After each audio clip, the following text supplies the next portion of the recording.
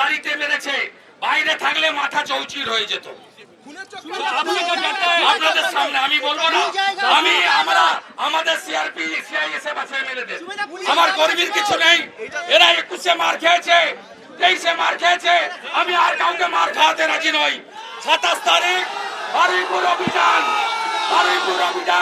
মনোরঞ্জন না আরো জোর বাঁধন।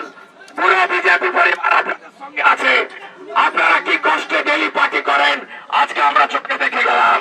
আমি বলে গেলাম 27 তারিখে আমি এদের বাড়ি থেকে বেরোতে দেব না। কোন বাপ পুলিশ তোদের বাঁচায় আমি দেখবো।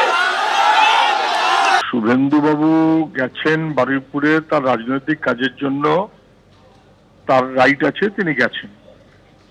কিন্তু রাষ্ট্রপতি শাসন চাইবার জন্য বারুইপুরের রাস্তার প্রচারটা বেশি গুরুত্বপূর্ণ নয়, তার চেয়ে অনেক গুরুত্বপূর্ণ ছিল যদি সত্যি কিছু থাকে তাহলে স্বরাষ্ট্র দপ্তরকে কেন্দ্রে জানানো যে রাজ্যে অসভ্যতা কি কি হচ্ছে।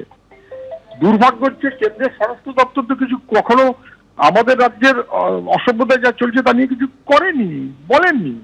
সিবিআই তদন্তের হাল দেখছেন। দিল্লির ওপরে ভরসা করা যায়, যারা ভেবেছিলেন পশ্চিমবাংলায় বামফ্রন্ট আচ্ছা সরিয়ে দিয়ে তৃণমূল আসলে অনেক লাভ হবে, তারা পরে বুঝেছেন তারা ঠকে গেছেন।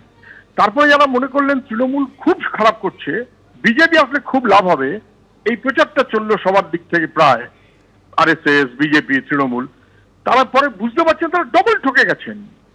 কেউ কি ভরসা করতে পারছেন যে দিল্লির বিজেপি তৃণমূলের সরকারকে একটু অসুবিধে যা করছে, অন্যায় যা করছে তার বিরুদ্ধে কিছু বলবে? কখনো না, কখনো না। বলছে সিবিআইতে ছাড় দিয়ে দেবে, অভয়ারকাণ্ডে ছাড় দিয়ে দিয়েছে। ফলে এটা ভালো করে বোঝা উচিত যে অতএব বিজেপি হয়ে গেল মানে রাষ্ট্রপতি হয়ে গেল মানে সব মিটে গেল, এটা পশ্চিমবাংলা মানুষের বিশ্বাসের মধ্যে নেই, নাম্বার ওয়ান। নাম্বার টু, বিজেপির রাজত্ব তো পাশের ত্রিপুরায় দেখছে। আমাদের রাজ্যে এখানকার ভোটে যা সর্বনাশ, ত্রিপুরায় বিজেপি রাজত্ব সর্বনাশ একই রকম। বরং বিজেপি তৃণমূলের বিরুদ্ধে সবাইকে একজোট করার কোনো বিকল্প নেই। শুভেন্দুবাবু যত ইচ্ছা বলুন, কিন্তু বিজেপিকে দিয়ে তৃণমূলকে ঠকাবে এটা একটা অলিক কল্পনা।